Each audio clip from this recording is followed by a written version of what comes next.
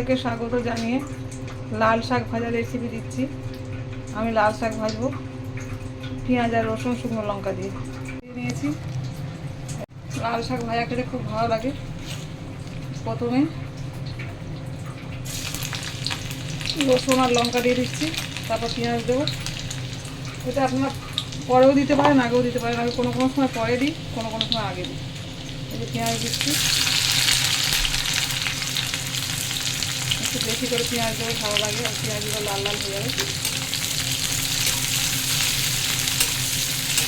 একটু ভেজে নিই, কাঁচা আছে, তারপর লাল করে দেবো পেঁয়াজ। অনেকটাই ভাজা হয়ে গেছে। এবার আমি শাকটা দিয়ে দেবো।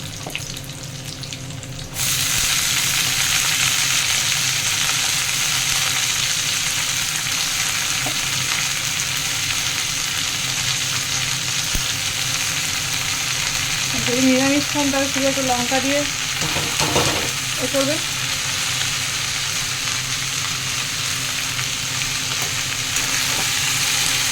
বাবা কড়া দেখুন বন্ধুরা কেমন নাচছে আমার।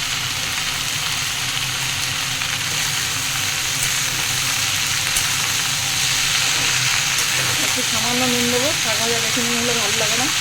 সামান্য নুন দিয়ে পরে ফিরে কেমন শুকছে গেছে শাকটা, আর হলুদ দিয়ে দিয়েছি।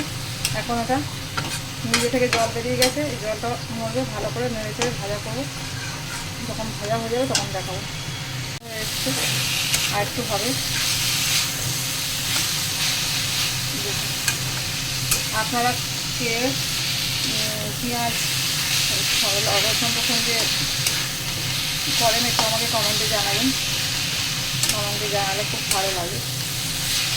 আর যদিও আমার সব ডাক্তার বারণ করে দিয়েছে, তাও কষ্ট করে রান্না করি। রান্না আমার একটা নেশা, আর চ্যানেলটার জন্য আমার খুব চেষ্টা। আপনারা লাইক করবেন, কমেন্ট করবেন, শেয়ার করবেন। এটা প্রায় আমার হয়ে গেছে, দেখুন কালার দেখলেই বোঝা যায়। আর একটু আমি এটাকে ফ্রাই করলে হয়ে যাবে।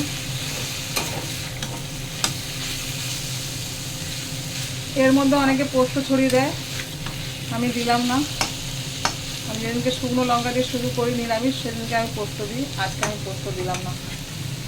লাল শাক খেতে খুব ভালো লাগে, কারণ ভাতটা লাল হয়ে যায়, হেভি লাগে খেতে। দেখুন হয়ে গেছে। নিত্য নতুন রেসিপি করার জন্য আমার চ্যানেলটাকে লাইক করবেন বন্ধুরা। আমি অনেক কষ্ট করে ভিডিও করি, আপনারা একটু লাইক করবেন, শেয়ার করবেন। আপনাদের একটু লাইক শেয়ারে আমার একটা মনের আশা পূর্ণ হবে। অনেক অনেক ভালো থাকবেন সবাই। Tata tata.